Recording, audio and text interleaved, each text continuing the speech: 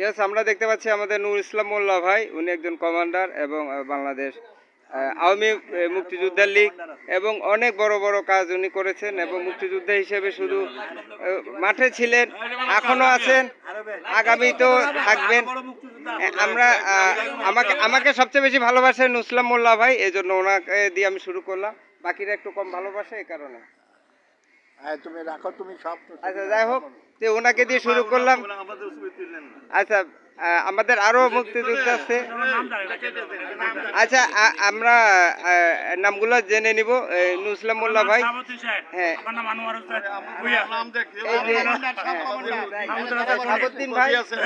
শাহাবুদ্দিন ভাই কমান্ডার, আমার বাবার নামও শাহাবুদ্দিন।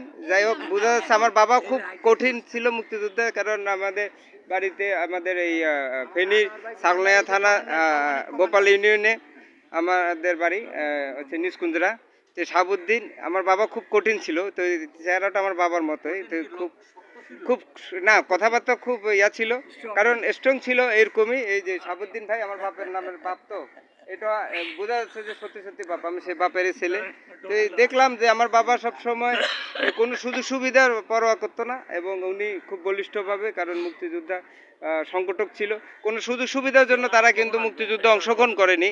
তারা দেশকে দেওয়ার জন্য, এদেশে মানুষকে দেওয়ার জন্য বঙ্গবন্ধুর টানে, এই যে এবারে সংগ্রাম, মুক্তির সংগ্রাম, এবার সংগ্রাম, স্বাধীনতা সংগ্রাম, বঙ্গবন্ধুর যে 7ই মার্চের ভাষণ, প্রত্যেক ঘরে ঘরে দুর্গ তৈরি করো, এনারে আসলে দুর্গ তৈরি করছে, আমার বাবা তৈরি করছে, কিন্তু আমার বাবা বলেনি যে কখনো সুযোগ সুবিধা বা তো এই যে শাহাবুদ্দিন ভাই, আমার বাবার নামই নাম, ওনার নাম শাহাবুদ্দিন। আচ্ছা, যাই হোক, আরেকজন পাওয়া গেছে আনোয়ার সাহেব। এই যে একে অপরকে পরিচয় করায় দেয়, এই যে পনির ভাই, এই যে শাহনাজ ভাই, একজন আরেকজন সাথে পরিচয় করা দেয়। এটাই হচ্ছে মুক্তিযোদ্ধাদের।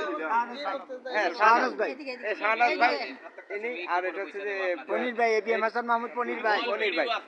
এই যে এই মুক্তিযোদ্ধারা আসলে একজন বুলেট ছিল। মমতাজ বেগম মুক্তিযোদ্ধা। এই যে এটা হচ্ছে মুক্তিযোদ্ধা, কারণ এরা ছিনিয়ে এনেছিল সে পাকিস্তান থেকে, পতাকা ছিনিয়ে এনেছিল সেই রাজাকারদের থেকে, সেই বর্বর পাকিস্তানের যে মানে কি বলবো, পাকিস্তানের যে বর্বর বাহিনী, সেই সেনাবাহিনী থেকে বাংলাদেশ ছিনিয়ে এনেছিল, বাংলাদেশের স্বাধীনতা ছিনিয়ে এনেছিল। এটাই বোঝা যাচ্ছে যে এই মুক্তিযোদ্ধাদেরকে লাড়তে আমার খুব ভালোই লাগে, কারণ আমার বাবাকে আমি প্রচুর লেড়ে অনেক কিছু শিখেছি, তাদের থেকে উজ্জীবিত হয়েছি, কারণ তারা সুযোগ সুবিধার জন্য না, তারা এইভাবে এরকম অ্যাগ্রেসিভ ছিল বিধায় তারা সে পাকিস্তান থেকে, সে তাদের থেকে আমাদের বাংলাদেশ, আমাদেরকে স্বাধীন বাংলাদেশ ছিনিয়ে এনেছে। আরেকজন মুক্তিযোদ্ধা পেয়েছে, আমি বীর মুক্তিযোদ্ধা এস.এম. আব্দুল হামিদ। 1971 সালে ক্যাপ্টেন মহিউদ্দিন জাহাঙ্গীর বীরশ্রেষ্ঠ তার সাথে থেকে সম্মুখ সমরে যুদ্ধ করেছি। এখন আমি বাংলাদেশ আওয়ামী মুক্তিযোদ্ধা লীগের ঢাকা মহানগর উত্তরের সভাপতি এবং এখানে যারা আছে, এখানে আমাদের কেন্দ্রীয় নেতা, বাংলাদেশ আওয়ামী মুক্তিযোদ্ধা লীগের কেন্দ্রীয় সভাপতি নুরুল ইসলাম মোল্লা হতে গেছেন, সহসভাপতি। ঠিক আছে, আমরা একটু আগে এগিয়ে যাব, কারণ এই যে বীর মুক্তিযোদ্ধাদের যে তাদের মধ্যে যে দেশ গড়ার জন্য তাদের মধ্যে যে আত্মত্যাগ এবং তাদের মধ্যে যে বলিষ্ঠ তাদের নেতৃত্ব আমরা দেখতে পাচ্ছি। আমার বাবা এরকম ছিল, কিন্তু বাবাকে আমি নিয়ন্ত্রণ করতে পারিনি, তার থেকে শুধু শিখেছি, তার আদর্শ ধারণ করে আমিও এভাবে উজ্জীবিত হয়েছি। তো এনাদেরকে আসলে লাড়তে বা এনাদের কথা শুনতে, উজ্জীবিত হতে খুব ভালো লাগে। আমরা আর মুক্তিযোদ্ধার কথা শুনবো। ভাই একটু বলেন। আমি 1971-এর স্বাধীনতা যুদ্ধে আমি ইস্ট বেঙ্গল রেজিমেন্টে ছিলাম। আমার কোম্পানির ব্যাটালিয়ন কমান্ডার ছিল আমিনুল ইসলাম, মেজর জেনারেল আমিনুল ইসলাম। আমি সমীক্ষ যুদ্ধে অংশগ্রহণ করি এবং সক্রিয়ভাবে অংশগ্রহণ করি। যাক, আমরা মুক্তিযোদ্ধা যে বয়সে ভারে তারা এখনো আছে, অনেকে প্রবীণ হয়ে গেছে, তারপর তাদেরকে নাড়াচাড়া করে তাদের থেকে কিছু কথা বের করে আমরা ভিডিওতে দিতে পারি, তাদের কথা শুনতে পারি, আমরা উজ্জীবিত হব এবং দেশকে গড়ে তুলবো। এবং দেশপ্রেমে বাংলাদেশ আমাদের চ্যানেলটি সাবস্ক্রাইব করবেন। এই দেশপ্রেমে উজ্জীবিত হওয়ার জন্য আমরা এখানে কিছু ভিডিও রাখি, এটি দেখবেন। আর আরেকজন মুক্তিযুদ্ধের কথা বলবো। আমি ক্যাপ্টেন হালিম ক্যাপ্টেনের আন্ডারে ছিলাম। আমার কমান্ডার ছিল চান্দু কমান্ডার। ক্যাপ্টেন হালিম ক্যাপ্টেনের আন্ডারে ছিলাম। শিবপুর হাই স্কুলে ট্রেনিং দিছি আমরা। শিবপুর হাই স্কুল ট্রেনিং দিচ্ছি। আইদের মুক্তিযোদ্ধা আমি বীর মুক্তিযোদ্ধা কফিল উদ্দিন মোল্লা 1971 সনে জাতির জনক বঙ্গবন্ধু ডাকে সাড়া দিয়ে ভারতের ত্রিভুজা রাজ্যে যুদ্ধ করেছি। ট্রেনিং নিয়ে বাংলাদেশের স্বাধীনতা সংগ্রামের জন্য আমরা যুদ্ধ করে আজকে দেশ স্বাধীন।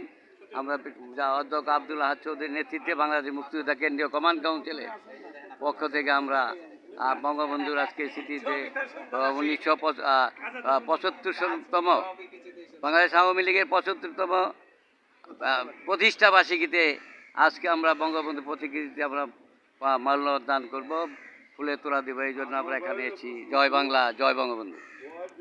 আমরা মুক্তিযোদ্ধার কথা শুনলাম। বীর মুক্তিযোদ্ধা মোহাম্মদ শাহজাহান 1971 সনে ছাত্র জীবন থেকে চলে গেলাম মুক্তিযুদ্ধে। 11 নম্বর ট্রেনিং সেন্টারে ট্রেনিং করে আজকে 1971 সনের যুদ্ধ করেছি এবং মেঘালয় প্রদেশে ট্রেনিং করেছি এবং যুদ্ধ শেষে আমরা এখন দেশ গড়ার কাজে লিপ্ত। ধন্যবাদ। আমরা ওদের বীর মুক্তিযোদ্ধা। আমার নাম মোহাম্মদ মুজিবুর রহমান। আমি একজন বীর মুক্তিযোদ্ধা। আমি ভারতে ট্রেনিং করেছি। কিশোরনগর থেকে আমরা চলে গেছিলাম ট্রেনিংয়ে। 1 মাস ট্রেনিং করার পর বাংলাদেশে ফেরত আসি এবং তখন আমি প্রথমে আসি রাশিতে আসে কয়টা ব্রিজ উড়াই এবং ওখান থেকে চলে আসি আমার সুজানগর থানায়। এবং ওখান থেকে আসে ওখানে মিলিশিয়া এবং সামরিক বাহিনী ছিল এবং তাদেরকে আমরা মেরেছি। আর তারপরে আবার তখন আমার গ্রামে চলে আসি। গ্রামে আসে তখন একটা জাহাজ আসছিল, সেই জাহাজকে আমরা তখন মারি এবং সেখানে অনেক চাউলের বস্তা এবং অনেক কিছু পাওয়া যায় এবং মিলিশিয়াকে ধ্বংস করি। যাই হোক, আমরা অনেক মুক্তিযুদ্ধের কথা শুনলাম। আমরা এখানে মুক্তিযোদ্ধাদের কিছু স্মৃতি বিজড়িত আমরা ছবি দেখব। আমরা দেখতে পাচ্ছি প্রথম স্বাধীনতা ঘোষণাপত্র বঙ্গবন্ধু 26শে মার্চ প্রথম প্রহরে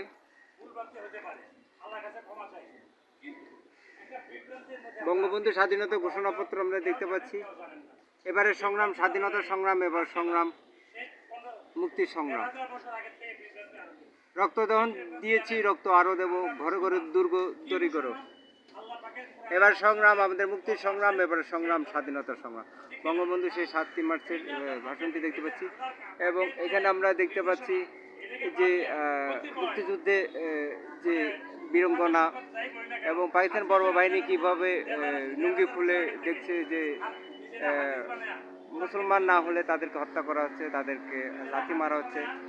যার কারণে দলে দলে আমরা দেখতে পাচ্ছি যে ভারতে, পার্শ্ববর্তী দেশ ভারতে চলে যাচ্ছে। এরপর আমরা দেখতে পাচ্ছি 25শে মার্চ গণহত্যা। এখানে আমরা দেখতে পাচ্ছি কিভাবে